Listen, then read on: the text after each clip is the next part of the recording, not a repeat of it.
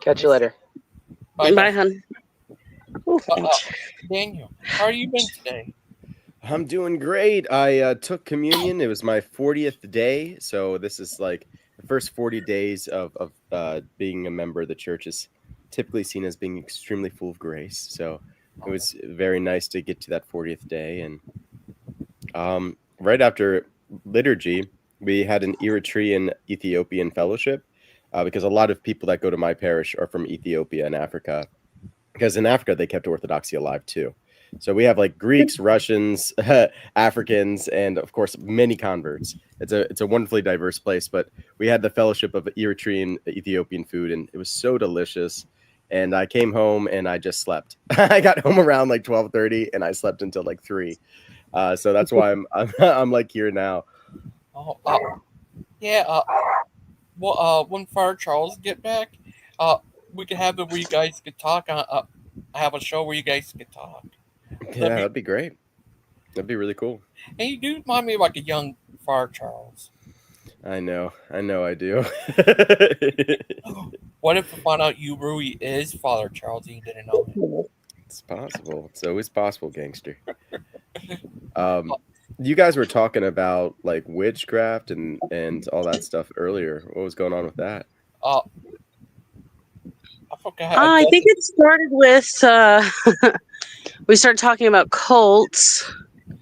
I don't remember how the cult, it's just one of those things where you're like talking about one subject and then it just kind of turns into 30 different subjects. Yeah. And it kind of went from there. Yeah, some people and it's by nature of the words, like cult versus occult, Very big difference. Although you could be in a cult in the occult. Yeah. It is possible to do that. But a lot of cults are not occultic at all, Yeah. Yeah, like Dinosaur Adventureland or whatever. Yeah. As I've been finding out. Oh, yeah. She used to be a PG, but she retired. Yeah, I was No. Yeah, I used to have a show on their channel called Awake Not Woke, and I just couldn't stomach how mean they are. And it's not all of them, but the leader, he wasn't always quite this mean, but he always did have a mean streak. And then I found out some stuff about pedophiles in Dinosaur Adventureland, and I just like that was just it for me, and ever since then they've just kind of seemed to have gotten meaner, which is very unfortunate. So they were like a family to me for a year. I even brought my children to meet them. So it's really unfortunate that things have gone the way that they have with that ministry. But I just pray that God leads them back to the right path, and they get rid of that hate in their hearts and replace it with Christ-like compassion. Yeah. I mean, I know this seems like a harsh thing to say to them, and I don't know them as well as other people do, but they should not have a ministry. They should not be trying to teach kids. It really is really problematic, given all the pedophile history and current allegations. It's like, no, don't be teaching kids. Like, you guys don't even know what you're talking about. You're not good models of Christianity. You are the last people who should be teaching it.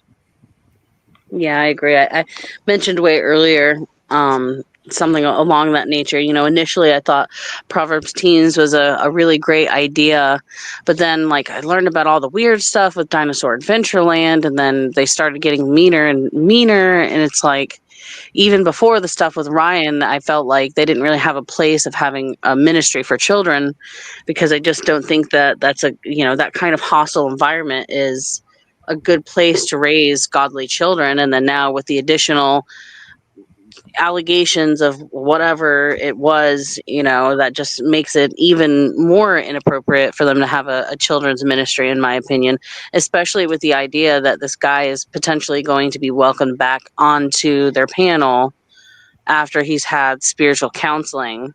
It's just a whole thing. I think it'd be better if they just turned it back to Proverbs guys instead of ministries, and just did Bible studies. Yeah, that's more appropriate. Very much more appropriate, because it's like people, it says in the Bible, who can teach, like, who do you call a father? And it's like, it's considered very serious. Like, there's a reason why we call our priests fathers, and they had to go through so Mhm. much. They had to go through seminary or their monastics first. They know what they're talking about, and these guys just don't. They're going against the apostolic teachings, but more than that, they're teaching kids, instead of theology, they're teaching them attack lines to go after Catholics and Orthodox. And it's like, that's Yeah. not theology to attack Christians. Mm-mm. No, No, especially not at all. not the ones that really have the biggest claim. Yeah. Here's this guy Brian Dingacher. He's a funny guy. He's you ever heard of him, Mr. Wait? Brian Dingacher. No, doesn't sound familiar. Father Charles knows about him. He's a crazy guy. I've seen a video where he hates on all three: Protestant, Catholic, and Orthodox. But he said he thinks he's a Baptist, but I don't know. But It's yeah, so funny when they go after Baptists are Protestants when they Protestant. themselves are Protestants. yeah. It's like, okay, I agree with you. Protestants, yeah, they really need to shape up. Same thing with Steve Anderson. He also hated on Protestant, Catholic, and Orthodox. So what is he? What, I guess he's like the not. He's the self-justified Christian. He's the one that says, I'm not part of them. They all have the flaws, but not me. Yep. He's, Oh, that's the guy who was accused of abusing his wife and children, right? yeah. Yeah. He says he's a Baptist, but he doesn't like. I told him Baptists are Protestant. He said, "No, we're not. Baby sprinkling Protestants." Huh? It doesn't make any sense. They're definitely Protestants. Yeah, it's all basically all of Western Christianity that broke off from Lutheranism is technically Protestant, and people can call themselves non-denominational, but that itself is a denomination. Any schism outside of the church is a denomination. I don't even think of the Catholics as being a denomination. I just think of them as being like the Western side of the church that became incredibly intellectual and started putting all their faith in one person and became worldly. I mean, they have so much money. They command so much in politics. Like, they're the worldly church, where we're the spiritual church. Yeah. But we both have communion, at least. But what do you think of the new pope? I don't like him one bit. He's a Jesuit. So you guys were talking about like magicians and stuff before, and occultists. I wasn't there for a lot of it. I just kind of heard a few like things like about Wicca, like the read, like do no harm to anyone else. Like some of these pleasant new age ideas about, the occult light out there, Wicca. Yeah. Fluffy paganism is what I call it. Yeah, exactly. It's very nice. It's all about helping people, but yeah. It's they're an initiatic order, and they basically took over the position what the Templars used to have, and they are magicians. I mean, they themselves practice Kabbalah and stuff. So I don't trust them one bit. I don't like that they're trying to create a one world religion that is ecumenical, where they say all religions lead to God, and it's like, yeah, that's a quick way to get everyone to be under your banner. But what have you lost? You lost Christianity. You lost the treasure in order to, have your name stamped everywhere. So Orthodox people don't follow the Pope, right? No, we haven't since 1054. And okay, so they used to, but they kind of broke apart. Oh, okay. Yeah. Even before, before it was a synod, and the Pope would basically be in control of the entire Western diocese, and we were okay with that as long as he didn't tell us what to do. And then he tried to anathematize the Patriarch of Constantinople. So all the other churches were like, no, that's not how it works. You're anathematized. You're one man. You can't point out and say this bishop's wrong because we actually agree with this bishop. We don't think that you should be in charge. And so that's how it all broke away. There's like that Pope had so much control of the church that he was able to do that and, basically say, well, no, we're out of communion. And we're like, no, you're adding to the theology. You just said that the Trinity has a new relationship, that the Son proceeds from the Father as well. If you're talking about the Godhead, that is incorrect. And if you're talking about just Christ's mission on earth, then you can make that a little bit more clear, but you can't just steamroll over us and just say one of us is anathematized. We had to work it out, and they just didn't want to, and then things just got worse over time. See, that's something I need to learn a lot more about is church history of the Catholic and the Orthodox. I know basically zero. Pretty much zero, like 0.01%. Yeah, there's I think it was Timothy Ware that said with Western Christianity, unfortunately, we only have like a subset of Rome, and then what is minus Rome or plus Rome. Like we don't. A lot of people in the West just aren't even aware of what was going on in the East that continued to this day. There was sort of like an original vein that continued, although it suffered. I mean, we were persecuted so bad in Africa and in Russia, and even in Greece at times. Greece was probably the most spared one, and that's why Greece is like sort of like the heart of Orthodoxy still. We have Mount Athos there. Yeah, they're like 98% Orthodox or something like that. Yeah. And the Russians, they're pretty much up there too, but they had to deal with Stalin. They had to deal with communism, and they were killed in droves. Oh, Father Charles is in Greece. Yeah, he's coming back. That's right. That's right. Yeah. Did you talk about Messenger? Say that again? Did you talk about Messenger on Facebook? Yeah. We're connected on Messenger now, and he said that he wanted to treat me to lunch, and we're both in the same state, so I think that can definitely be possible, and that'll be pretty cool. Oh, nice. That's awesome. Yeah. Wow, that's nice.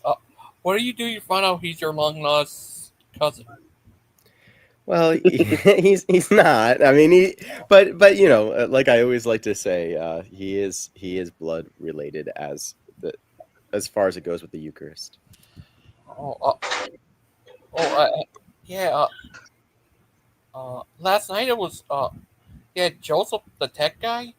He was from Kent Place. He had a pretty crazy show on there today. I think they talk a lot about all kinds of stuff. I forgot, but yeah. And they're still going to have that one show about the Theotokos, but I think it might be the 13th. Yeah, they decided to switch it up. They brought it back again, huh? Yeah, at first I thought they... Yeah, I think they brought it back after you wouldn't talk with them, which is just not, Yeah. They're really upset about that. Oh, well. They're like, I'm sorry. I apologize. Oh, you won't come talk to us? Well, you're a coward. Okay, well, that changed quickly. Oh, that apology of Stephen's lasted all about 5 seconds. He immediately just went back to saying, your church is a cult, Theotokos is a whore, your church is evil, it's heresy, blah, blah, blah, blah, blah. And it's like, all it just hurts my heart, man. Why? Just, why? It's pride. That's pride. And that's certainly. Yeah. I mean, what ultimately will strike at a Christian in the West is when they start to realize that, oh my gosh, this person has a lot of good points. This is what the saints all believed, and how could they all be wrong and I'm right? They were obviously more righteous than I am. And there's something that happens in their mind where they're like, no, I don't like where this is going. That means that I'm not following the way I should be. Are you saying I have to be like you now? And then they take it as extremely offensive because they start looking at themselves. And when you get someone like Stephen, it's going to go ugly real quick. I mean, I don't know how long it will take for him to maybe eventually realize, maybe I should check out the Orthodox Church. Maybe I should just go there and just see what they're saying, because it seems like everybody else is going there right now, at least just to learn, maybe not to join, but just to learn what it's about. Because why would you not want to know the history of your own Christianity? Yeah, I don't understand the hate for it. Why? I don't understand why it's so hard to get along with other denominations of Christianity. This idea that, he's 100% right about all of his theology, and anyone who skews from it is, Stephen figured it out. Yeah, I guess so. I mean, we were waiting there's for certain Stephen small things that you can disagree about there, but that they'll tolerate, but only to a degree and only as long as they like you. And then once they don't like they used to be friends with Christian Pike, and the fact that he's not I don't know what denomination he is. He's not a Calvinist, but he has some kind of Calvinist-esque beliefs. And that, like, he believes in predestination to a degree, things like that. And when he was on there, part of the Proverbs guys, it wasn't an issue. They disagreed about it, but it was fine. Now that they're not friends anymore, they're like, if you're a Calvinist, you're going to hell. So Yeah, I disagree with Calvinism too, but I actually would find that surprising. I would probably have to talk to Brother Pike about that to really flesh out what he thinks about yeah, it. he's not Because I was talking actually a to him about free Calvinist. will. Yeah, he agreed with me about free will. He's like, yeah, we have free will. So we both agree that God knows all things, and so that's how prophecies work. Judas was prophesized, Mother Mary was prophesized. All these people were prophesized. It doesn't mean that they don't make the choices. They need to still be in conformity with God's will. It's just God knows what they're going to do. So Yep. we still can make choices. What the problem is when we try to rationalize it in our minds, when we think about it on a human logical cause and effect basis, we're like, how could you have choice when everything is already determined? And it's like that unfortunately your mind's just not going to get a hold of it. It's God. There's mystery there. Yeah, exactly. We don't know That's how kind of God how gives I us look free will and at knows everything. predestination. He does. And even though I have the similar view of predestination, I've never been accused of being a Calvinist, so I don't know why they say that he's a Calvinist. I don't I don't get that. I don't get that because that's pretty much how I feel about predestination. That's actually what my church teaches, but they have roots in Orthodoxy, so not surprising. What is it, Methodist? No, it's non-denominational. Oh, but it has roots in Orthodoxy. Yes. Interesting. Okay. I'm not actually against that idea. I like the idea, and some Orthodox don't, but I don't see the problem with it. Where you'll see these non-denominational pastors, and even like Lutherans now, and other Anglicans, that they'll come to Orthodoxy just to go to the church, and then they'll take it back to their own congregation, and they'll bring icons and stuff, and they'll bring teachings, and they'll be like, "This is something that we learned today," like, and it I think it's good. It's just more the truth. Obviously, I'd like them to be connected by communion to our church, but if they can get better theology, that's good. Yeah, I think that's a really good perspective to have. I think that may be why, because I watch your show from time to time, and I find that we really agree on a lot of things, and it's probably because of those roots in Orthodoxy that Yeah. my church has. So, and they're not hateful towards the Orthodox. They're not even hateful towards Catholics, though they obviously don't completely agree with all of Orthodoxy. Otherwise, they'd just be Orthodox, right? Yeah.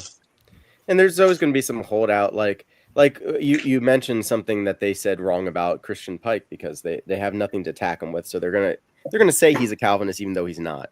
And it's the same thing with Mother Mary. They're going to claim that I worship Mother Mary, which would be a heresy. It's very clear in our doctrine that we don't worship her; we venerate her. It's extremely clear. But of course, they can't handle the truth, so they're going to lie about me. For that, we should actually be happy because it's in the Beatitudes. Blessed are those that persecute you and say all manner of evil against you falsely for my sake, for Yep. great is your reward in heaven. So I'm like, all right, keep lying about me. That's cool. Well, I used to try and tell them when I was still a part of the team that, they had the issues with the people, a lot of the people, not all the people on Missing Mod's channel and Gangster Ghost channel. And, the Proverbs guys would talk a little bit of crap about some people. And then the other channels would talk crap about the Proverbs guys, and it was a back and forth thing.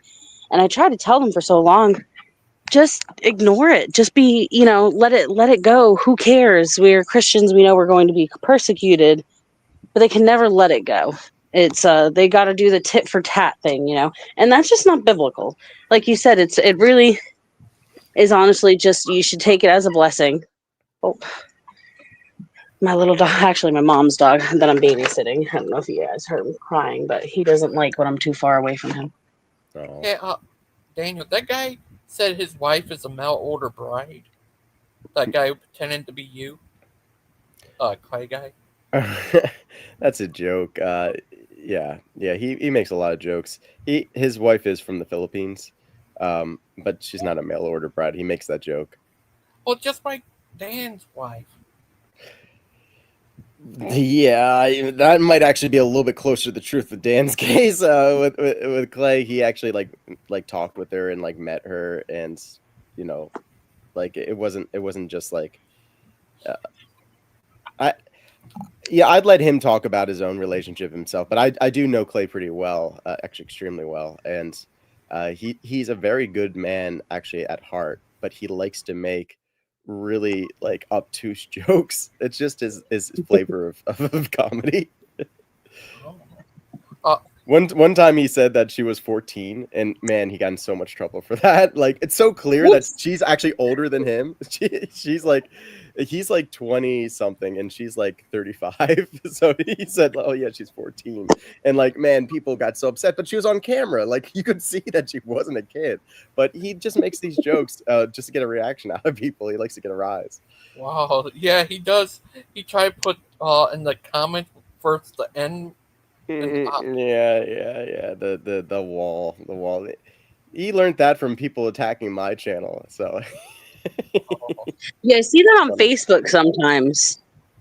I've seen that's how people try to get away with it. Which, you know, I don't even think anyone should. I think I'm a free speech absolutist. You know, I don't agree with using the word. I do think people should be able to use the word, and that just kind of lets us know what kind of people they are, right? But that's their way that they get around the filters, is they do one letter at a time in a comment chain. yeah. I was watching Matt Walsh's "Am I a Racist?" and it was pretty funny because So there's good. one I went book. on the opening day with my husband. Loved it. Hilarious. Do you remember Hilarious. the one book that is just like, I don't think I can say this one? Do you remember when they had them yell at and verbally abuse the old man in the wheelchair? And they did it. And then when he asked the white people to whip themselves, and a There's few only of them two were people like, that walked "Listen, away. I can't do." Yeah, the Two rest people were like, were "I'm about to out." whip themselves. They were so convinced to hate themselves as white people that they were literally going to whip themselves with whips. And that's like, I was that brainwashed when I was a radical leftist. I hated white people, me being white, like that much. Yeah. That I probably would not have walked away when he brought up the whip thing. I probably would have still went with him. Like, yeah, I deserve this. Yeah. I What did my deserve this, even though I had ancestors do? nothing to do with any of it. I deserve it. My evil. But it just shows you can my convince evil people to blood. do. Yeah, I was a Me too. liberal in high school and college, and yeah, I was the same way. I was like, I hate being white. I wish I was born a different way. Yep. And I'm actually Portuguese. I mean, obviously I'm white, you know, but like my family's from the Azores. I'm just not the white. Like when I moved down here to the south, and like my friends would find out I was Portuguese, they'd go, "Oh, I knew you had something in you." And by something they meant something not white. Yeah. You had But a little even so, something in you. my skin complexion is light enough that, and I am, you know, white, that I just formed this hate for myself. And I also was like a huge man hater, hated men, and that, you know, really came from trauma. But and one day, you know, I just kind of realized, like, my sons are white, and they're also going to be men one day. What am I doing? These rascals, they're mine. Exactly. And I was worried for what would happen to them if I raised them to hate themselves and see themselves as, you know, automatically evil, automatically abusers, rapists, all these things because they're white and they're men. And you know, I kind of came back down to reality. Yeah. Yeah, it just takes a little bit of life. That's what it was for me. When I got out of college and I hit the workforce, I think being a liberal lasted about 6 months. Until like my own coworkers just like started to infect my mind. And it wasn't really them like brainwashing me or anything. It's just like these ideas just don't hold water at all. Like especially when it comes to identity politics, you're just like, yeah, this actually is really, it's like a stupid game, isn't it? What are we even doing? Why are we focused on this? There's like real issues in the world. Yeah. So I had a Republican friend who was very outspoken, because like all my family is Republican, just about, like a vast majority of them, and I hated Republicans, and I hated white people, I hated men, and it's like essentially like I hated my family, but my family, because of the nature of being a traditional conservative Christians, despite the fact that I was so hateful towards people like them, they still loved me with open arms. They didn't agree with me on a lot of things. A lot of them unfriended me, but they were still very loving. But and they wouldn't argue with me about it. They were just like, we have our differences, leave it at that. But I had the one very outspoken Republican friend, and she would politely, but strongly bring her arguments to me for why, she believed this and why she thought I might be misled about that. And, just it slowly but surely started to open my eyes. I started realizing a lot of the things that I was taught were complete and total lies. And it kind of went from there. And I definitely believe God had a part to play in it. That's for sure. Because it was around that time that God started working on my heart and softening it. Yeah. Yeah, I feel like it's good to never lose that right there. I mean, that is one of the many blessed names of humility is being able to admit when you're wrong and like seeing other people's perspective. When I first got into Orthodoxy, someone from my parish who became a very dear friend of mine, but at the very beginning, I thought she was crazy because it was right after October 7th, and Israel was like responding, and I was always raised to love Israel, and it's just like Israel's our best friend, and then she was just like, Dan, you don't understand like what the Palestinians have been going through, and what they're about to do to them is going to be awful. I'm like, what are you crazy? Are you against the Jews? Like we're in a church right now. Like we're praying for Israel. And then I started to look into it because she said, you're pretty smart. Why don't you just look into this? And I had to admit to myself that I really didn't look at the Palestinian side at all. I had no idea why they, for all I knew, they thought they owned the land, and this person thought they owned the land. But of course, it says in the Bible that they should have it. And then I started looking at what they were doing and how there were Jews there before that had no problem living with the Muslims and the Christians. They all lived together peacefully in Palestine. Some of the most loving people in the world are in Palestine. They, just like from the biblical times when the Nazarenes, like in Bethlehem, for example, when the tax collectors the census was in, and Mother Mary and Joseph were coming back in to take their census. They were able to stay at an inn because every Palestinian family would just let visitors stay at their home. But this family already had another visitor, so they said, all we have for you is the manger. And that's where Christ was born, so the prophecy could be fulfilled. But like that idea of just hospitality has always been part of their culture. And then here come these Zionists that come in from Europe, fresh with ideas of Nazism, because that's what they knew. And they brought it over. And it's like, even if they weren't maybe as bad as the Nazis were or whatever, like they were colonial. And they were just like, you get out now. This is ours. And from the Palestinian perspective, the British said that if you help us defeat the Muslims that are invading in Palestine, we will give you this land. And so they reneged on that because the Zionists had money. It was like the Rothschilds and all these big bankers, and they're like, we want our own country, and we'll pay you top bucks for it. Britain, you own it. We'll give you this money for half of it. And they're like, we'll give it to you half of it if you agree to this Barlam agreement or whatever it was called, and you respect the other people there. Instead, they decided to take the whole thing and not respect the people there at all. The entire place is occupied.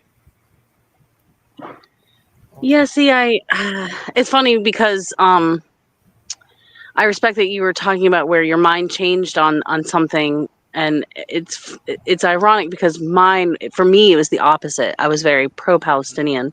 Not that I'm necessarily like, oh, I hate Palestinians. It's not that at all.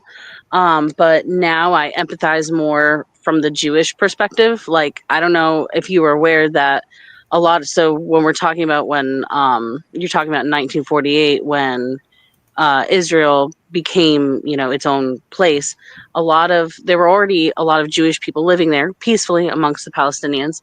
Yeah. And then a lot of Jewish people immigrated the ones who immigrated, a lot of them were Holocaust survivors, because when they came back from the Holocaust, they had nowhere to go. So that's where they went, Well, was that was to Israel. yeah. There's some dynamics going on there, because you're right that a lot of Holocaust survivors did come to Israel. That is true. But the people that came, that were the colonizers at first, they had an agreement with Hitler. It's called the transfer agreement, and anyone can look this up. What they did is they made a deal with the Nazis that they would buy their equipment. Everyone else was boycotting the Nazis except for the Zionists. And a lot of people were upset about this, because this is how the Nazis got their ability to wage war. And they made an agreement with Hitler that if you let us go, you can do whatever you want with the people who stay, because they're betrayers to us. Like, if they don't come to the new land, then whatever, have your way with them. We'll look the other way. So when things like ended up being sorted out and like America won, yeah, the survivors did come over, but don't think for a minute that the Zionists cared about them, because they threw them under the bus. So isn't a Zionist just someone who believes that Jewish people should have their own state? In a very loose sense, but when I'm talking about the Zionists, I'm talking about people who actually bought the land and decided to make a state there. Yeah. Yeah. Well, my thing about Zionism is there's 53 Muslim countries, Muslim majority countries, and of those, about 20 and some change of them are Muslim states, as in like religiously. Yeah. And without Israel, there's no Jewish country, not even one. Israel is the only single one in the entire world. Yeah. So my thing is, like, where do all of the Jews go? If we were to like give the land back to I say back to the Palestinians, but it feels weird to say it that way, because Palestinians and Jews have kind of always been there. But if they were to hand it over to the Palestinians, who are very hostile towards the Jewish people, and now mind you, Jewish people, they're not welcome in the surrounding Muslim countries. They have some of them have zero Jewish population. Others have, a couple dozen, 500, a few thousand. I think the most has like maybe 100,000. So where do those, I think it's like 7 million, 10 million, something like that.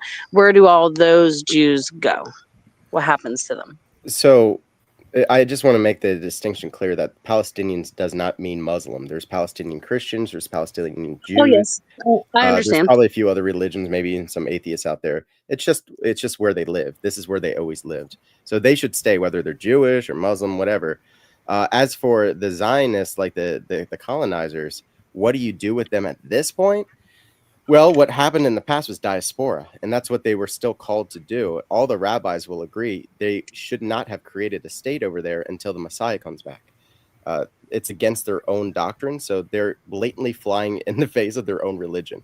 So people who think that they're a Jewish country, I mean, maybe they are, but they're certainly bad Jews. It would be like the Jews that are talked about in the Bible that call themselves Jews but aren't, because what they're doing is they're killing children. That's also against their law. Aren't Palestinians also a diaspora? No, Palestinians just live in Palestine. I guess I don't understand. By Palestine, you mean like, because you mentioned there's Christian Palestinians, and of course there's a vast majority of Muslim, but there's certainly Christian Palestinians, and there used to be Jewish Palestinians there and whatnot. In the West Bank and in Gaza, there's still Jewish Palestinians that live there that also get killed. Not as bad as maybe the Muslims do, but Christians and Muslims definitely get the worst of it. But there's Jewish Palestinians that also get killed. Interesting. I was under the impression that there were none left, that since the Abraham Accords in 2005, that all of the Jews were essentially forced out of Palestine. The Abraham Now, I'm not an expert on this subject, so I can see that I could that. have potentially, be wrong in my research, right? The Abraham Accords, as far as I know, was under Trump. and that was to get Saudi Arabia to normalize relationships with Oh, Israel. maybe I was thinking. No, okay, no, I don't think it was called the Abraham Accords. It was whatever happened in 2005 when Israel receded. That's not the Abraham Accords. You're right. The Abraham Accords were under Trump. Forget what it was called. Do you know what I'm talking about? There was an agreement in 2005, and Israel withdrew.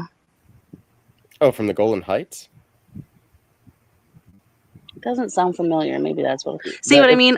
2005 I'm was not when as they were. educated as I should be on the matter. Yeah, So they were fighting against Lebanon at that time, and they were fighting over the Golan Heights, which is not Israel's. Israel's just trying to have more land than they were ever given, but they won it. So like they fought over it, and then the UN has a charter that says you guys got to get out of there, and also the Lebanese are supposed to get out of there too with their military force. Of course, Hezbollah has not honored that ever since the Gaza thing happened in October 7th on onwards. They went to the Golan Heights and started bombing it, and they bomb anybody who's close.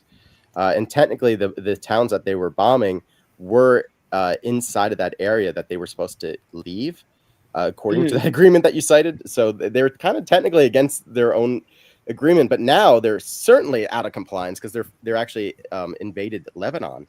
So they're clearly against international law on many levels, not just the war crimes, but also they're breaking that 2005 UN charter agreement. yeah. I'm interested in your perspective on what, since we're on the subject, what do you think that they should have done in response to October 7th? Now, initially, before they ever did anything, as far as war, they cut off the water supply, the free water supply, and the electricity they were providing. And demanded, so Israel supplies in portion, I don't know, I can't remember how much, but some of their water and some of their electricity. Yeah, and from my a nice way of understanding, saying that they control their water and they turned it off. Yeah. Yes, portion of it, that they were giving them water and electricity for free as humanitarian aid. And they control all then the they food and water demanded, that comes in and out of there. I mean, couldn't they have just not given them any water or electricity to begin with, and then they would just have less water and electricity? No, they would die because they cut off they have no way of generating their own electricity or purifying their own water because Israel doesn't let them. They live in a I see ghetto. what you're saying. I see what They you're live saying. in a literal ghetto. Yeah. I don't know about that, so I'm not going to say that you're wrong there. And if you're right there, which you very well may be, I mean, that is just, obviously that's very wrong. But so initially they cut off the water, they cut off the electricity, and they said return the hostages. And then they didn't return the hostages. How do you think they should have responded? Should they have just left the hostages? No, of course not. They had to respond. There's no doubt about that. But how they did, I would say, is completely wrong. Now, what I would have done is what we've seen happen. So it's really indicting on them that they have this capability and they didn't do this, but assassinate the Hamas leaders. They could have gone in there surgically and extracted the hostages. They could have used America's help in that because we know how to do that. We've done it before and we can certainly replicate it. Instead, they decided to punish the people. Yeah. Yeah, from what I understand, they have one of the most advanced militaries in the entire world in Israel. Because of us, yeah. Yeah. So, there's something this is something off. that you're not allowed to, by bombing the shit out of them instead of going in surgically like America always does. Could you imagine if we did something like that?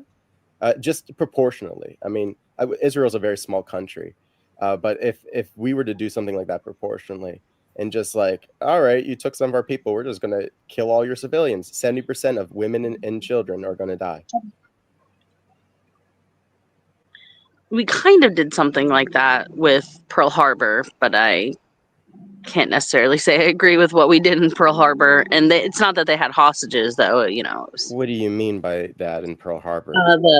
They killed I don't think it was 80% of the population, but America dropped the bombs in Nagasaki and Hiroshima. Yeah. To connect that to Pearl Harbor, I see what you're saying, but like it was more than that. It was a little bit more than just Pearl Harbor.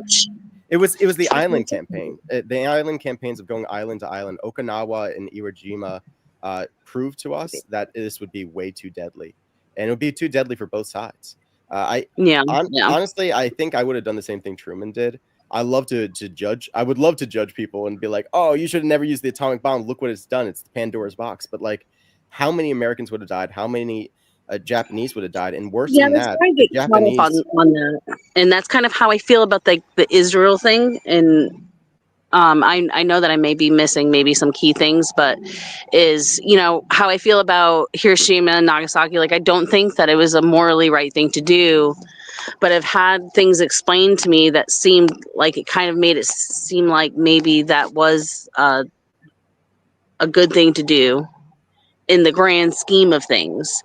And is that possibly the case with what's happening in Israel now? That doesn't. I in no way. I'm not like, yay, they're killing a bunch of Palestinians. That is horrible. That's horrifying. And I think we all need to have empathy for. I just can't imagine, what it's like there. But so there's just so much Do you see information between both sides. Do you see the difference though? Because like with the atomic bombs, and to further clarify, the Japanese were telling the islanders that the Americans were going to rape and kill them. So they made them either commit suicide or fight along with them. Like everyone was going to die. This was going to have this huge amount of civilian loss, and it was going to take maybe a year versus doing it all in one day. And that Yeah. would be better. Like if Israel, even if Israel killed a bunch of civilians in the process, if they could have got it done in like one day, like we did, that would be acceptable because it's a one-time event. They hurt me, I hurt them back, but they prolonged it over the course of longer than a year now. And everybody is seeing these poor mothers saying, what did my baby have to do with this? Well, if you look into, and here's why, by the way, I've kind of brought up that besides the fact that America caused mass casualties, is when you look at the amount of bombs that Israel has used against Palestine, and you look at the bomb power from the atomic bombs that were dropped in Hiroshima and Nagasaki, Israel has actually used a lot more bomb power, to the equivalent of something like 3 Hiroshima bombs, in an area much smaller with a higher population, but has caused less deaths than what the bombs in Hiroshima and Nagasaki did in the one day. Does that make sense what I'm saying?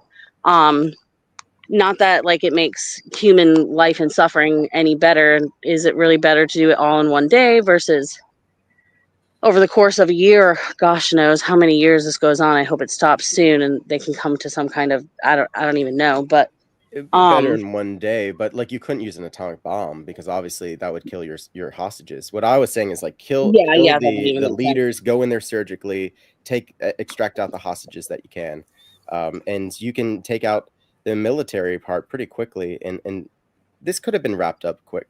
I don't think it had to be. There's no way they have all that technology, and like the Palestinians are fighting like Stone Age, like the weakest stuff. I mean, it's just embarrassing that they had to do this. It's clear to everyone that they're beating a dead horse, Like From what I understand is that they've been trying to do it strategically, but they've made it very difficult because they have so many tunnels built under civilian areas, even under civilian hospitals, which makes it very difficult, which is why they bomb, but which is also why they like announce. That's something that I found to be very unique about Israel, is that they announce before they bomb. Do you think like Obama bombed a lot of places in the Middle East, and to my knowledge he never made announcements beforehand like, hey, civilians, get out of the way? And we weren't bombing civilians. Just because you give no, them a 15-minute warning doesn't mean you're allowed to bomb civilians. Oh my God. This is but most of the casualties were civilians in the Obama administration. He threw more bombs. Most of the casualties from the bombs that Obama was sanctioning were civilians. Can I fact check that? Yeah. Oh, if I ever say anything you want to fact check, I will not be offended at all. Because if I'm wrong, I want to be corrected. So your claim is that most people under Obama were. You're saying that mostly it was civilians that were killed under Obama. Can you give me a clear something I can look up here? What is the claim? I want to say it was like a high. Like I would Google. See if I could go to a different page on my phone. I'd try to Google it, but I can't because it'll cut me off. I would Google something like Obama bombs Middle East, mostly civilian casualties, something along those lines, or 90% civilian casualties. That's a number that is coming up in my head, but I don't want to use. I don't. That's what the reason why I didn't say it is because I don't feel confident in saying the number 90. But I'm pretty confident that it was mostly civilian casualties. All right, so I'm reading here. There were 10 times more airstrikes in the covert war on terror during President Barack Obama's presidency than under George W. Bush. He embraced the U.S. drone program, overseeing more strikes in his first year than Bush carried out during his entire presidency. A total of 563 strikes, largely by drones, targeted Pakistan, Somalia, and Yemen during Obama's 2 terms, compared to only 57 under Bush. Between 384 and 807 civilians were killed in those countries, according to reports logged by the Bureau. How many were non-civilians? That would be the important, because if it's like 1,000 non-civilians, then obviously they killed a lot more non-civilians. But if it's like 10 non-civilians, then yeah, that's like what this article is kind of getting into. It says the Obama administration has insisted that this drone strikes are exceptionally surgical and precise, and that they pluck off terror suspects while not putting innocent men, women, and children in danger. But this claim has been contested by numerous human rights groups. And the figures on civilian casualties also demonstrate that this is often not the case. And if I click that, it says page not found. So, okay. The White House released long-awaited figures last July on the number of people killed in drone strikes between 2009 and 2015. An announcement which insiders said was a direct response to pressure under the Bureau. However, the U.S. estimate of the number of civilians killed between 64 and 116 contrasted strongly with the number recorded by the Bureau, which was 380 to 801. Which is 6 times higher. That figure does not include deaths in active battlefields, including Afghanistan, where U.S. airstrikes have shot up since Obama withdrew the majority of his troops at the end of 2014. So Afghan civilian casualties have been high, with the UN reporting at least 85 deaths in 2016. So over the course of a year, 85 deaths. We can just take that one number there. That kind of gives us maybe a little indexing point. So the UN was kind of like raising the alarm here and saying, okay, you killed 85 civilians in that 1 year in Afghanistan. Compare that to how many people have died in Gaza, how many civilians? It's about 40,000 in the course of a year. Do we trust the numbers from people that are run by terrorists? I mean, I think back to there was a specific incident that happened where we have to, because Israel actually banned Al Jazeera. They banned Al Jazeera, so the only reporting we can get is from the Hamas-run agencies. And now the UN has come out with their own independent study, and they've confirmed it that 70% of the people killed are women and children. I just think back to one specific incident where they claimed that Israel bombed a hospital, but it turned out to be a parking lot. And they claimed within a few hours of the incident that 500 people died. How they could count 500 bodies in a few hours, one doesn't know. But then they had to backtrack and admit that it didn't hit the hospital, that there were actually only a couple of dozen deaths. Anyways, I'm going on. My point being is that, I mean, I realize that not all Palestinians agree with Hamas and the whole kill all Jews, kill Americans, terrorism, killed gay people, kill trans people, all of that. Although, you know, obviously quite a significant amount do. So I just find it very hard to, one, believe that they've been able to count this number of bodies accurately. And 2, that these numbers can even be trusted. Now, I firmly believe that there's been a large loss of life. And I think regardless of whether it's 10,000 or 40,000, this is why it is so urgent that we find a solution.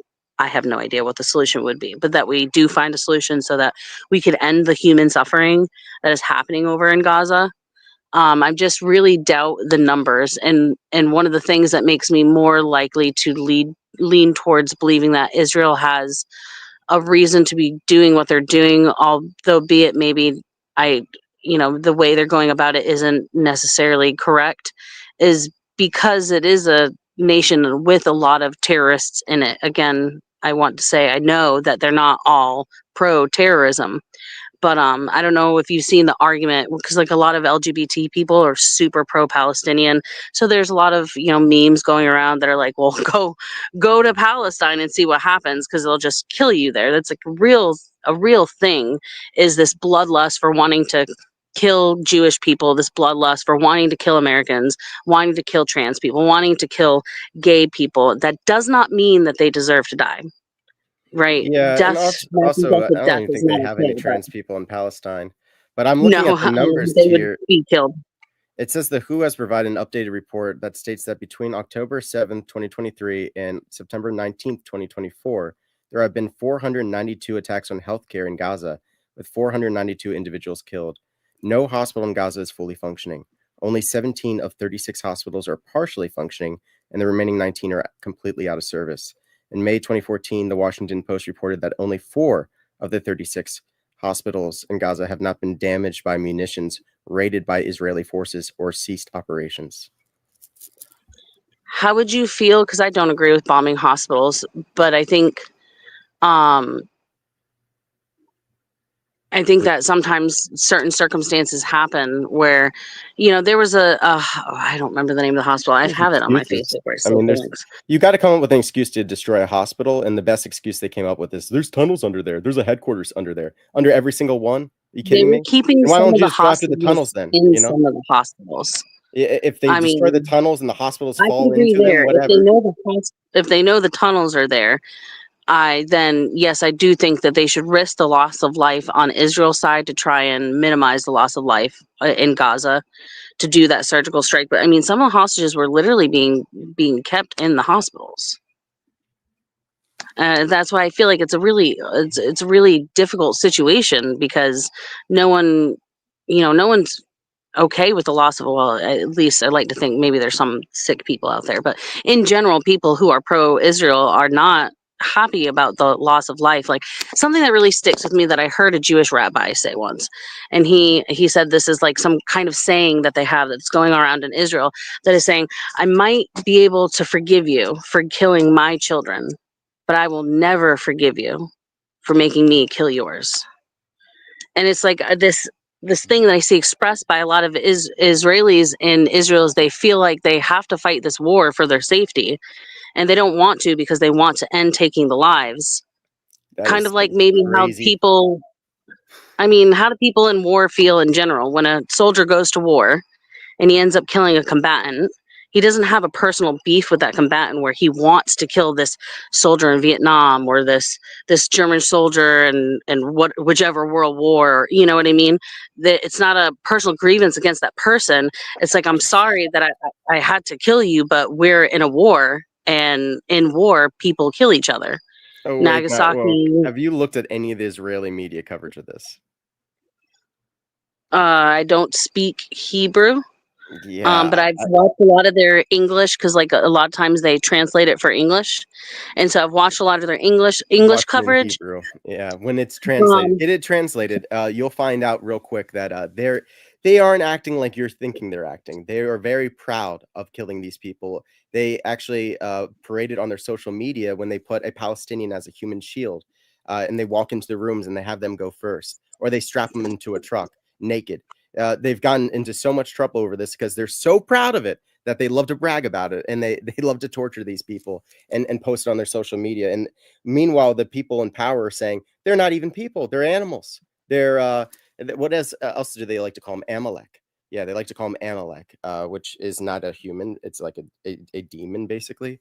It's an ancient Hebrew enemy. See, I think that's wrong. But the thing is the Palestinians do the same thing for killing the Jews, right? Not They really.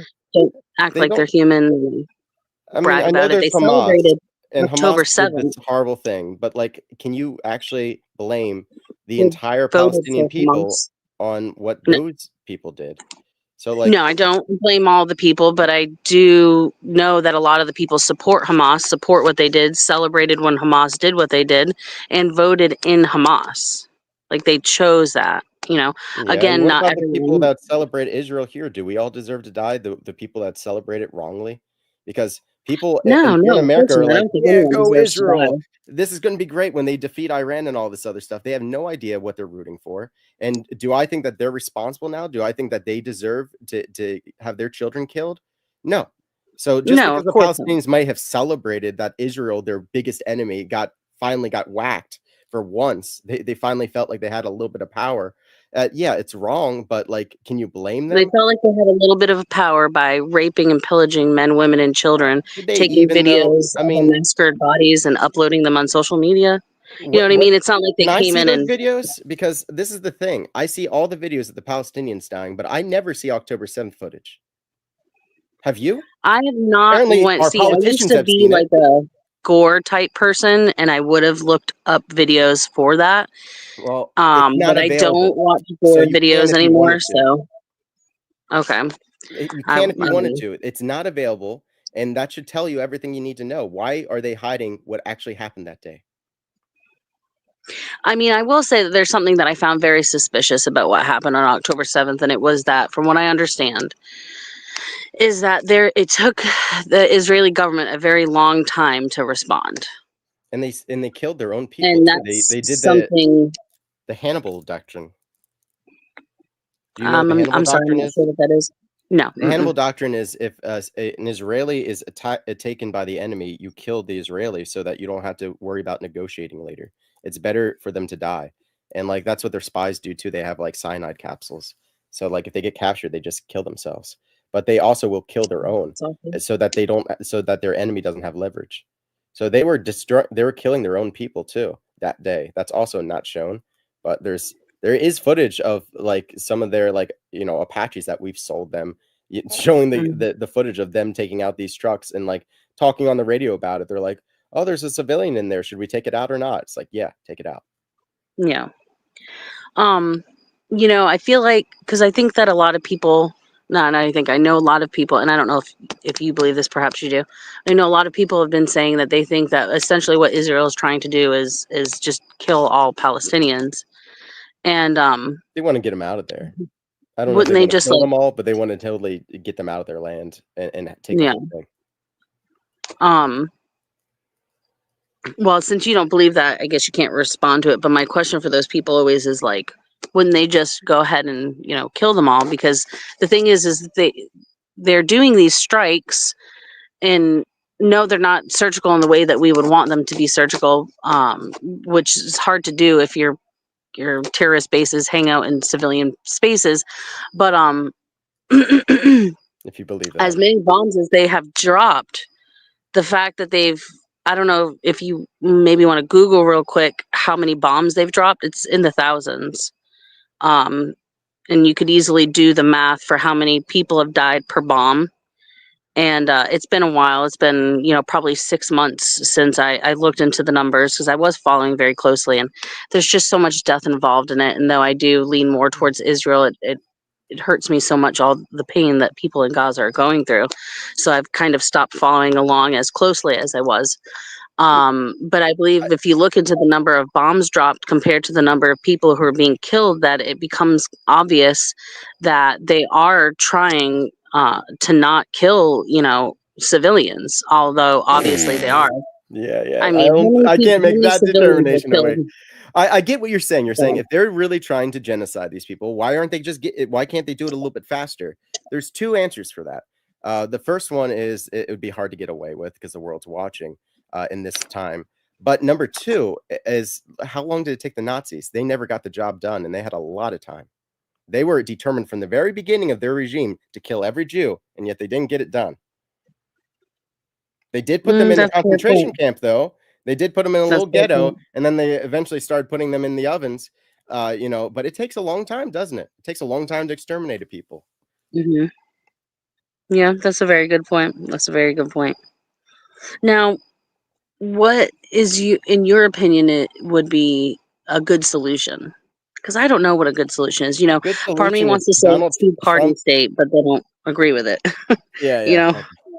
Yeah. Donald Trump, what he could do and I know this isn't how it's going to happen. I think this is probably, I don't know. yeah, let me just say what would it be possible is if Donald Trump said, Netanyahu, we're not going to finance this anymore. You need to get this done. You have 1 month to get whatever you can get done, and then this is over. Or we're not going to support you anymore. That's your options. And that's what he's going to say to Ukraine. He's going to say the exact same thing to Zelensky. He's going to say, look, I'll give you 1 month to try to get as much territory back as you can, and then we're having to deal with the Russians, and wherever the lines are, that's where they're staying. Okay? Yeah. That's my best offer for you, bud. Like we're not doing a forever war. It's not what the American people want. No, and I know that the forever war just can't last, you know.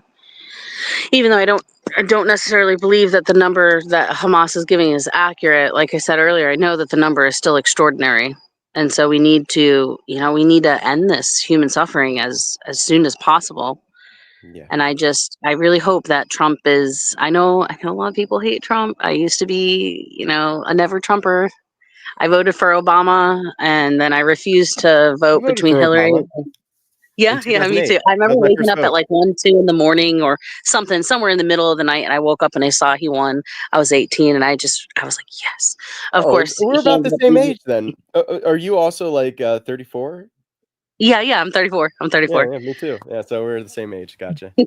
Yeah, we both voted for Obama. We were both. I was just like, change. I can believe it, man. I was hooked. I was like, Obama's the coolest guy ever. He got me hook, line, and sinker. And then when it came to Hillary versus Trump, I couldn't bring myself to vote. I just felt like it was. Okay, I'm going to be completely honest now in hindsight that I'm not suffering from Trump derangement syndrome. I couldn't bring myself to vote for Trump, even though part of me, at least somewhere inside, knew that he was the lesser of two evils. So I didn't vote. And then it was a similar thing in the 2020 election. I knew that he was the lesser of two evils, and I didn't like this idea of, voting for the lesser of two evils. And plus there was just this idea that if you vote for Trump, you're a Nazi, you're a murderer, you're evil, you're a genocider, and so I chose to abstain again. Although I was quite loud in my disagreement with Joe Biden as president. And then this year I did vote for Trump, proudly voted for Trump. I can't say that obviously that I agree with everything that he does, but certainly he was worlds better than Kamala. And I have a lot of confidence for a lot of good things that I pray that he's going to be able to bring for this country. I think it's just sad that we don't have that option anymore of like, who's the one for genocide and who's the one not for genocide. It didn't matter in this election. Kamala, Trump, they both like Israel. One says that she doesn't, but she still will. And the other one says that he loves it, but maybe there is this slight hope that he will see the financial issues with this war. And that Americans just don't want a war in the Middle East. He knows that. He's on the pulse of things. I think he'll be kind to Israel for sure. Like he'll back them up, but he's going to say, look, this is stupid. You're getting yourselves into more danger this way.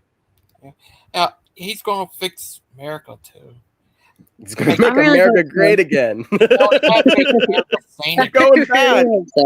Every time Kamala said, we're not going back, I'm like, yes, we are. Yes, we are. Man, I called that. I'm so happy.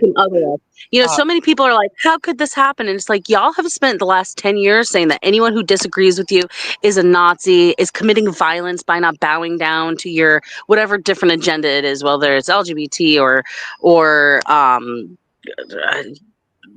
Kamala stuff or anti-police, pro-anarchy, anti-religion, all these things. If you don't bow down to it, you're just this evil person. And when you keep calling us Nazis and calling us Hitler, people just get tired of it. And that's one of the things that helped push me away from the left, because I was very, very left. I identified as non-binary for most of my adult life.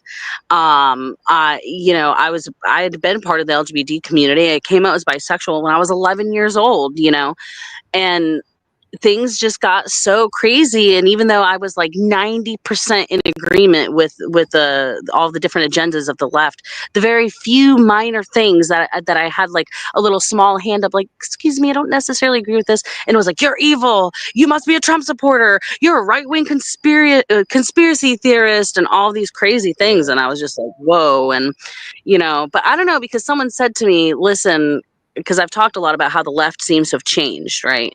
Like the moderate left is not really a thing anymore. If you're a moderate left, you're considered, or even any kind of centrist, especially, you're just considered right-wing extremist. Anything right of the far left is considered right-wing, extremism.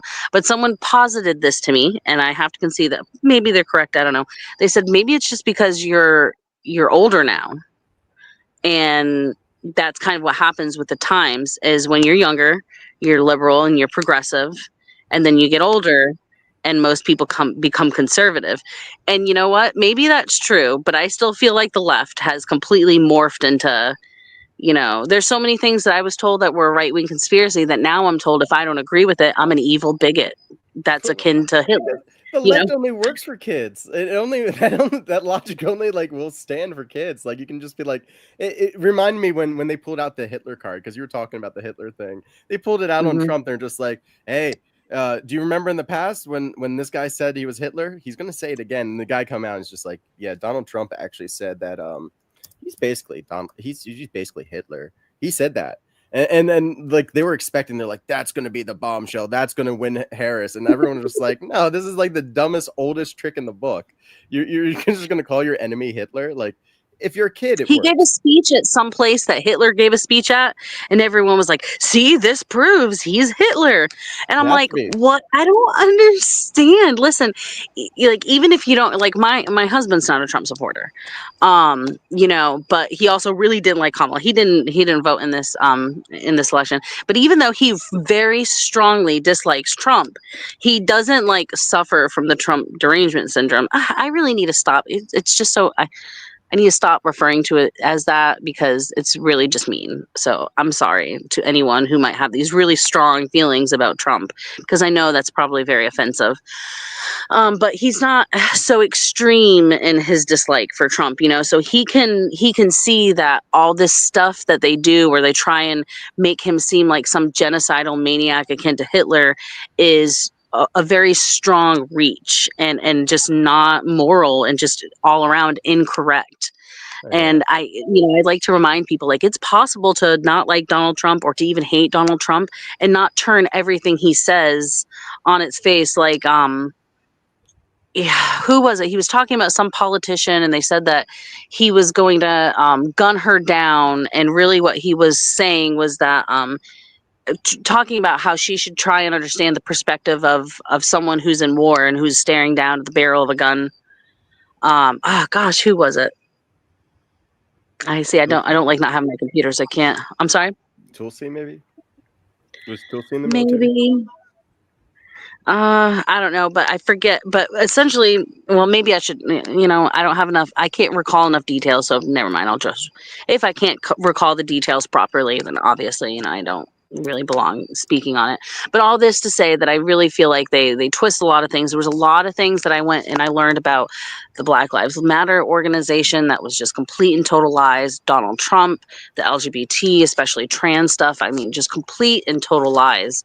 And whenever I started to see the truth and really realize that I had been lied to so much, it was a big awakening for me, and also my mental health has improved quite a bit, because the victim mentality that I was suffering from, that was feeding into my suicidalness and my depression, was lifted. And I hadn't realized all these years that it had been such a heavy burden, that it had been fueling that fire of suicidal ideation. And, my mental health has really just done a lot better without that victim mentality. That is such an important perspective. Such an important part of the radical left. Yeah. So I could talk about radical leftism for forever and ever, because I just have so many strong opinions having come from it. Not even 2 years ago, so, well, more like 2.5 years now. Yeah. He's going to make America sane again. I hope so. I had a passenger that had maybe what Awake would call it Trump derangement syndrome, TDS, where it was before the election, and that's all she wanted to talk about. And I was like, maybe we can talk about something else, or, but she kept going on about it, and she's like, if Donald Trump wins, I'm going to be a slave again. And I was like, okay, I had to say something now. Look, you're not going to become a slave if Donald Trump wins. And she's like, yes, I will. And I was like, he was president before and that didn't happen. And there's no legal precedent for that. It wouldn't happen. That's not in the cards. And she's like, I will become a slave if he wins. And that's why I'm voting for Kamala. And I was just like, look, if you have this worldview, you're going to be really surprised on election night. And just like, Yep. yeah, well, she's going to win no matter what. I'm just like, okay, well, I said what I had to say. I hope you have a great day. But I know, man, she must have had a hard time because in her mind, this victimhood, this illusionary victimhood, she thinks that she's going to become a slave. Now, is that actually true or not? I think she was just being rhetorical, I guess, because she's like 80. She was like 80 years old. So I find it hard to believe that she could be that stupid. But man, like to think that Maybe that's she what meant the like stakes on are some here. kind of metaphorical level that she would become a slave or something. Because that's the thing with a lot of the left is like, and again, I'm really talking about the far left, right? Not the more level-headed leftists, right? Which I do have a lot of respect for, but the far left is like so much of what they think and talk is a huge exaggeration, but they speak it as if it's a fact. Like, this whole handmaiden's tale thing that Trump is president, so now we're going to be in the handmaiden's tale. First off, okay, there's already countries where women have, severe lacking of rights to, not exactly like the handmaiden's tale, right, but where their lives are in danger and raping them in some circumstances can actually be legal and things of that nature. Certainly not in America, and certainly not because Trump has become president. And so there's just this idea that women are just going to be mass raped and it's going to be okay. And abortion is going to be federally banned, even though he's been pretty clear that it's not going to be. And even though constitutionally it's now a states' right issue. So like if you're in California, why it doesn't even make sense why you would be worried because you're in California. Yeah. Even if they made abortion federally illegal in the Constitution, California would still be rolling out abortions by the minute. They would be doing it secretly. They actually do have secret because when I was a far leftist, I was a part of like a lot of pro-abortion things. I'm anti-abortion. I'm pro-life, though I do not believe in criminalized women who get abortions. Anyways, there are like vans of doctors and people that travel the borders of states that have more stricter abortion laws and give abortions in these traveling medical vans. It's a real thing that happens, and California would definitely just keep doing that if it was even made federally illegal and through the Constitution. So, but I think that it's all a part of that victim mindset, the oppression games, who's the most oppressed, and there's this power that people are given in oppression. There's this hierarchy, and the person who is most oppressed has the most power, and the less oppressed you are, the less power you have, and the least your opinion matters. Yeah, So like if you're my opinion would be the person, lowest because I'm a yeah, white your cis opinion male. to them means absolutely zero. It means absolutely nothing. Yeah. And it's a way that they can leverage things against people, and but yeah, sorry, like I said, this is a topic I could really go on. I have a passion for this topic because you hear it online too, and like it's I think it's kind of like messed up. I've heard it even with like autism recently, like where people are trying to use that as their victimhood. Like I've seen that with like the PG guys because they're like, oh, because Gangster goes, you're open about your diagnosis with autism, but like, and you legit actually have autism, but some people are like they're like, oh well, I'm autistic, so it's okay, like what I just said. They're like, I got to give myself something here because I'm a white cis male. I got to give myself some kind of victimhood. Yeah, so I need some kind of voice. So that my voice and I think this is why it appeals to kids so much. I've talked to a lot of adults who detransitioned in their early adulthood, and a lot of them express this. So when I was in high school, you didn't get brownie points for being gay because, especially where I am in the Bible Belt, sadly, it's not much of a Bible Belt anymore, but regardless, back then you didn't get brownie points for being gay. So, but now you do.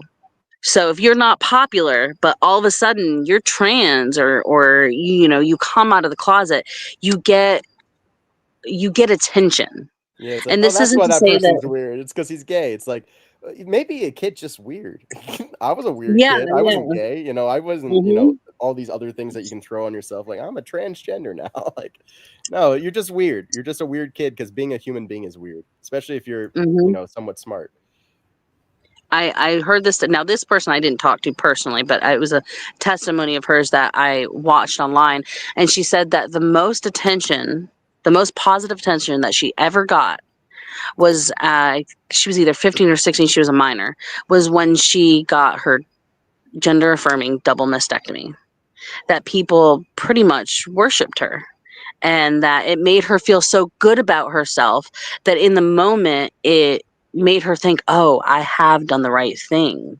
But as she spent more time on the hormone treatments and without her breasts, thankfully she never got the surgery that makes the fake penis. But she became an adult, and as more time went on, she realized that the medicine she was on was making her really sick. She realized that she actually regretted getting her breasts, and all of the attention that she got in the beginning from first coming out as gay, then coming out as trans, then getting put on hormones, then getting the surgery. That once all that part was kind of over, she was still very unhappy with her body. She still hated, her body, and she still suffered severely from mental health issues, but now she's permanently disfigured herself, and she's completely detransitioned, and she spends a lot of her time advocating for children who are going through this now, because something that's, I feel, so I was non-binary, so it wasn't when I walked away from the community, I didn't have the same reliance on the community as someone who is actively transitioned from male to boy to girl or vice versa, You and I are the same generation, so we kind of lucked out. Like, if you were Yeah. bisexual in today's generation, who knows what you would have done to your body with the consent of adults. Oh, I firmly believe that if I grew up in this generation, I would have went trans. I would have Yeah. gotten the whole surgeries and everything because I'm a tomboy. Like I've always been a tomboy, especially when I was a little girl. I got made fun of for being a boy. That's actually why I identified as non-binary, because I hated gender stereotypes, because I got picked on for having masculine personality traits. And when I Yeah. was younger, before we hit puberty, when I was younger, I was stronger, not than all, but than most of the boys, and they hated that. And I was like, and I was a nerd, and it wasn't as cool back then to be a nerd as it is now, right? I'm glad that's changed. Yeah, But I definitely, I some would have things gone have full changed for the trans. better. Yeah. Yeah, for sure, for sure. So I hate that so many children are suffering this way. And this is why I have a lot of compassion for the trans people. A lot of people who don't agree with transgenderism, they're just very hateful about it. And to some degrees, I understand. There's this one story in particular that just burns me, where there's this male who raped an infant in Canada, and he transitioned into a woman, and then he got put in the woman's prison, that in the part that has the mother and babies unit. And then he also was given a dating profile. Like, you can literally go to the dating profile and go see his information where he's like trying to date. Nowhere in there do they include that he's a baby rapist. And like the fact that a male who's raped a baby can be put not only in the woman's prison, but also in the woman's mother unit section, because not everyone in that section has a baby, right, is just so sickening. And so naturally, a lot of people will respond to all transgenderism with hate. But that's not right, because most trans people are not that, right? They're just people Right. who are suffering Bonnie, tell and you Yeah. need Because I know compassion. somebody who's a transgender, and she, is a good person. I think he or she got just confused and is Yeah, probably yeah, for regretting it sure. already at this point. I need to Sorry, tell you Gangster? something. A lot of times, the leftists with trans, they're the hateful ones. Like, you dare disagree For with them, they sure. talk. Just like Asshole, he used to be around those guys. He wasn't allowed to disagree or anything, and they kicked him out and hated him for disagreeing. Oh, yeah. I mean, if I had to measure which side was more hateful, maybe I'm wrong, but I'd have to say it was the left. And I say that with having experience coming from the far left and being, I guess I'm on the right now, but I wouldn't consider myself far right. I'd be like moderate right, maybe even center leaning right, Yeah. But the joke but there's is a lot of hate on the left. Yeah. Sorry? I was gonna say, like, the joke is that, like, we're constantly sliding towards progressivism. So, like, maybe 100 years from now, the conservatives will actually be LGBTQ, and they're like, well, because it seems to always go that way. Like, even like you go to, well, I don't know, because I've seen Matt Walsh's. It seemed like he went to a place where you'd think it'd be very hateful people, because there's like Confederate flags and like you might see the Nazi insignia and all that, but the people are actually like very reasonable. They're just like, so oh nice. yeah, they're like, oh yeah, black people are just like white people. You know, it's not a big deal to us. Yep. If you like, I've seen so many. If you go to a Kamala Harris or a Joe Biden rally wearing a Trump hat, more than likely someone will spit on you or throw their drink on you. If not, literally assault you. If you carry any kind of signage there, they will assault you and they will take your sign and they will commit a crime and steal it. If someone dresses Kamala Harris with Kamala Harris Kamala Harris memorabilia and a sign goes over to the Trump rally, they might get picked on a little bit. I'm not saying that everyone's going to be 100% nice, but the difference is day and night, right? They're not going to spit on you. They're not going to throw their drinks on you. The difference of how they react is just, it really is honestly astounding. It is so unsafe for people on the right to speak in leftist spaces that a lot of these podcasters who go and do just that have to hire security for their own safety. I've seen people chased down on college campuses by mobs of angry leftists who chase them into gyms or into different rooms and then refuse to let them leave, and all kinds of crazy stuff. And now I don't think that characterizes all of the left. I think that's the far left, and they're just the loudest, right? And unfortunately, that seems to be the part of the left that the media cowtails to, that the media really seems to be. The media is not moderately left, right? Even though I think most leftists are probably, moderate, not extreme leftists. The media seems to really just be focused on the extreme leftism. And it's unfortunate because I think that's also where they feed into the fear mongering, and you've got all these poor people who are just terrified and they think their lives are in danger because Trump is president, when in reality, I mean, their lives are not in danger. Yeah, and if they were, I don't care who you are, gay, trans, radical leftists, if anyone tries to hurt you in front of me, I'm going to say something. I'm going to do something, and anyone who doesn't would be a coward. Yeah, and I always tried to say that during 2016. I don't know how effective it is in 2024, because it certainly didn't work in 2016, where they're just like, look, if Trump is going to do all these things you think he will, I'll be the first one to defend you, okay? I'll be the first one to speak out. I won't let anybody come in here and hurt you. And that's never what happened. That's not, they're just believing lies. It's propaganda. They've been brainwashed to hate him. Yeah, and if it ever did come down to weapons, Antifa would be completely demolished by the Proud Boys. Antifa does not train. It would be a bloodbath. And I'd just like to say about the Proud Boys that they're not Nazis. They're not. I'm sure there's some Nazis in there, but most of them aren't. Yes, unfortunately. And those people obviously, and I'm not even necessarily pro Proud Boys. It's not really my thing. But my point is as an extreme leftist, I thought that they were literal neo-Nazis. I was all for punch them in the face, because I thought they were, and that's the thing, right? You tell everyone that you disagree with is a Nazi. First, you start off telling everyone that it's okay to punch and kill Nazis, and then anyone who disagrees with you is a Nazi, right?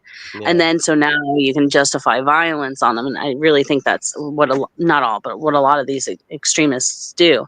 But, I mean, they're really, truly not Nazis. I mean, unfortunately, you're going to find neo-Nazis. The weird thing is, I've even seen neo-Nazis in the left. that like will just outright say they hate Jews, they don't believe the Holocaust happened, and all of these things, and but for some reason it's like automatically all Nazis are right wing in their minds. Most pro-Palestinians, like you said, are on the left side. There's very few on the right that think like I do. Most of them on the right are just like pro-Israel, like the Jews can't do anything wrong. And I'm just like, I'm not against the Jews. I'm against the state, this government killing people. Jews. I myself am Jewish. I'm 4.5% Jewish. I'm a Christian Jew. Yeah, though I lean more towards being pro Israel, I will say that I'm not afraid to speak out against things that I disagree with regarding Israel or Jewish people, because I think that a lot of Jewish people can be a bit extreme. Like this idea that if you mention that Jews voted to kill Jesus and the Bible is somehow anti-Semitic, no, that it's just not. If you want to say that's not a real thing that happened in history and that the Bible is not historical, okay, you're free to believe that. But if you tell me that I'm an anti-Semite, if I acknowledge the fact that in my holy Bible, they were given the chance to kill or not kill Jesus and they chose to kill him, that doesn't make me anti-Semitic. Now, if I were to start blaming Jews today for it, that would make me anti-Semitic. But I don't blame Jews today for that. That would be dumb. Why would I blame Jews today for it? They're not even probably related by blood to those same Jewish people, because it's such a, diverse ethnicity. It's their tradition to deny Christ. And, I hope one day that they see that Isaiah predicted Christ exactly. And, more of them will change their minds at that point. But that'll hopefully happen in the Psalms 22. How could they ever do they include the Psalms in their Torah? I don't know. Yeah, the Psalms are in there. So the Psalms that you typically get, most Christians get the Masoretic Old Testament, where the Orthodox use the Septuagint. It's the more original one. It's like the original 70 books. It's not the full Old Testament. Technically, that's a misnomer, but by and large, we use something that was that later was corresponded to the Dead Sea Scrolls as being the authentic, Old Testament with the authentic Psalms, and it's actually numbered slightly differently. So we have a difference of a number by one in our Psalms versus the rest of Christianity and also current rabbis today, because they went into the Psalms and they took out Christ. They took out every reference to Christ, unless it's like, they didn't like change it enough. They only just took out Christ, like the actual word Christ, as much as possible. I've been interested in getting a Catholic Bible with the Deuterocanon in it, and I actually almost bought one the other day, but I was in a bookstore full of Bible. I just have this thing where I'm like, I don't have that kind of Bible. I don't have that study Bible yet. And I'm like, I got to finish reading the ones I have now before I go buy a bunch more. But I've been interested in seeing what the differences are, and it'd be interesting to see that, especially in the Old Testament, where you're saying they've taken Christ out of certain parts. Because like in Psalms 22, it is clearly, if you know the story of Jesus Christ.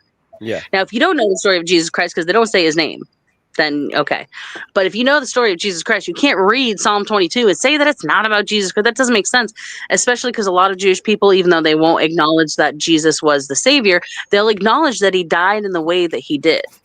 Well, how can you acknowledge that he was a real person in history who was crucified in the way that he was and know Psalms 22 and then say that Jesus isn't in the Old Testament? To me, it seems obvious, but, that's because I'm Christian. So our Psalm 22 is the Lord is my shepherd and I shall not want. Is that your Psalm 22 as well? Is your Psalm 22, the earth is the Lord's? Oh, no, it's the one, my God, why have you forsaken me? Oh, I'm not sure if that is Psalms 22. You might be thinking the wrong. Oh, I might have been misspeaking. Yeah, there's so many Psalms. He quotes the Psalms when he says that, and that's the little secret. Some people ask, why did Jesus say, my God, why have you forsaken me? Are we saying that Christ was ever outside of complete connection with the Father? And no, it's showing us that Christ, in taking on the full humanity, the full fallen state of humanity, because what is assumed is saved. So if he didn't assume all of us, he could not have saved us. So he goes through the same kind of isolation and the same kind of pain that any human being would. But if you read at the end of those Psalms, what the answer is that God does hear him. And so it's like him saying the beginning of it, which is actually really It beautiful. would be like if we say, our Father who art in heaven, we already know, we complete it in our minds. Even the non-Christians, they hear that and they know what it is. And that's what Jesus was doing. And it's just so beautiful. There's a short that I have on my channel by a Catholic priest, Fulton, by Father Fulton. And he's mentioning that, they said, why won't you get off of the cross? And the speech he gives on it is just so breathtaking and beautiful. I've watched a couple more things by him, and I intend to watch a lot more, because just like when he speaks, it's just like sets my heart on fire for God, man. Yeah, it's Psalm 21 for us, actually. Okay. Yeah. It begins here. O God, my God, attend to me. Why hast thou forsaken me? Far from my salvation are the words of my transgressions. My God, I will cry by day, and wilt thou not hearken? And by night it shall not be unto folly for me. But as for thee, thou dwellest in the sanctuary, O praise of Israel. And thee have our fathers hoped. They hoped, and thou didst deliver them. Unto thee they cried, and they were saved. And thee they hoped, and they were not brought to shame. But as for me, I am a worm, and not a man, a reproach of men, the outcast of the people. All that look upon me have laughed me to scorn.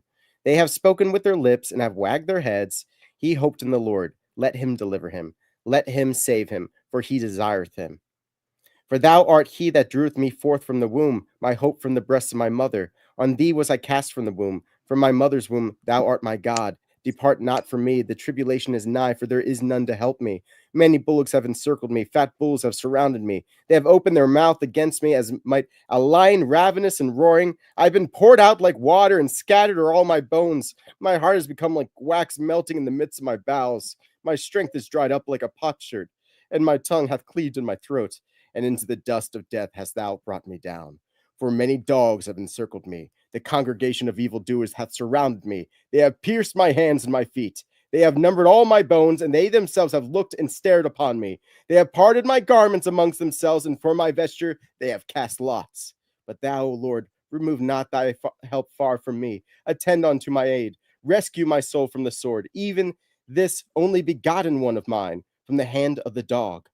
Save me from the mouth of the lion, and my lowliness from the horns of the unicorns. I will declare thy name unto my brethren. In the midst of the church I will hymn thee. Ye that fear the Lord, praise him. All ye that are the seed of Jacob, glorify him. Let them all fear him that are the seed of Israel. For he hath not set at naught, nor abhorred the supplications of the pauper, nor hath he turned his face from me. And when I cried unto him, he hearkened unto me. From thee is my praise. In the great church will I confess thee. My vows I will pay before them that fear thee. The poor shall eat and be filled, and they shall seek the Lord. They that seek the Lord shall praise him. Their heart shall live forever and ever. All the ends of the earth shall remember, and shall turn unto the Lord. And all the kindreds of the nation shall worship before him. For the kingdom is the Lord's, and he himself is sovereign of the nations. And they that be fat upon the earth have eaten and worshipped. All they that go down into the earth shall fall down before him. Yea, my soul liveth for him, and my seed shall serve him. The generation that cometh shall be told of the Lord, and they shall proclaim his righteousness to a people that shall be born, which the Lord hath made. Amen. Amen. Yeah, when you read that and you know the story of Christ, it's like, wow, that's exactly what that was talking about, wasn't it? Exactly. I mean, seriously, word for word. And how can it not be so obvious? There are other instances where, I feel are obvious, right? But that are maybe not nearly as obvious as that. But that is like, That you can't deny that. Isaiah is also like, I think it's 53 or 54, where it's just like, it's exactly describing Christ. And you're like, okay, well, let's say, let's try to play devil's advocate here and be like, well, maybe they were just trying to make this prophecy work out. What man would sign up for this? And how would you even do it? How would you be able to? How would you get them to do that? Yeah, how can you get people to like crucify you just this way and portray you at just this time, to be born just in this one area?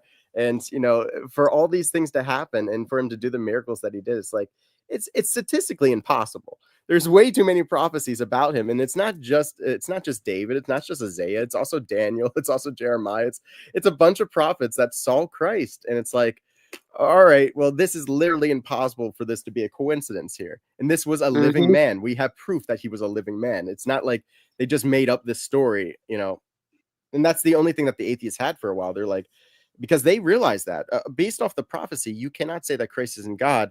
You would have to deny that he even was born, but we have historical evidence for him and relics. Well, it's growing it's growing in popularity in the atheist communities that many of them don't actually believe that Jesus was a real person anymore.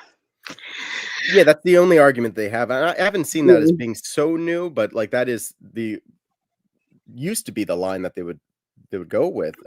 Typically nowadays they kind of abandon that line. I see atheists. Oh, that's funny. I've seen it kind of as opposite, where most, in my experience, most would concede that, okay, he was a real person. He just wasn't a god, and your Bible is not, historical. It just wrote, a religion around some crazy man that existed. But now there's a lot of this, he's not even a real person, because I used to believe that he wasn't even a real person. And that's something that I discuss with a lot of non-believers, whether they were pagan or atheist or Buddhist or whatever.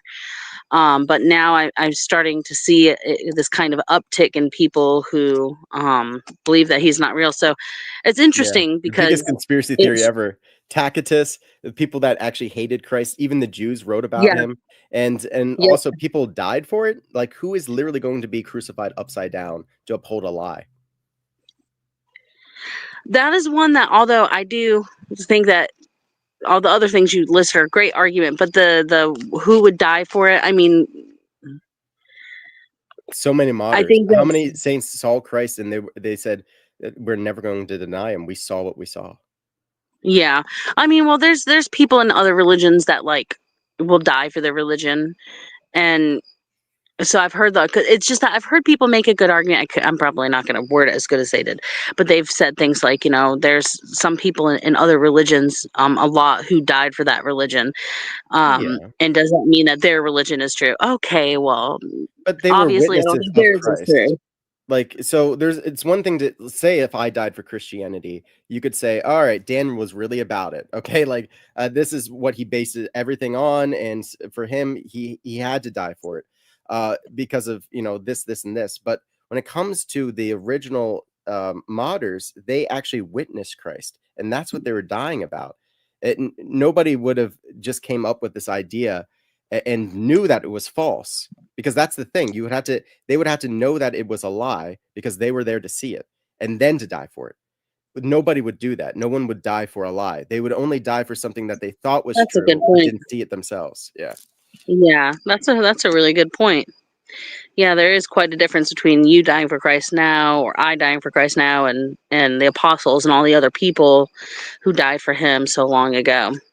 Yeah, even though they weren't there when he was crucified. Consider that too. Only John the Beloved, Mother Mary, and Mary Magdalene had the courage to even see him, because they're just like, oh my God, is he actually the Son of God? I mean, he's being crucified. Like, they lost faith, but some of them didn't. But after he resurrected, they all would willingly die. They were like, okay, this confirms it. Yep. Yeah. Well, this has been a really great conversation. I've got to get started on dinner. Yeah. Don't know what I'm doing for dinner tonight, so I'm gonna jump off of here. Gigi, I appreciate you having me on. Can I say real quick after the show? Yeah. I'm gonna end it up. Okay. I need to talk to you guys. Oh yeah. All right. Oh.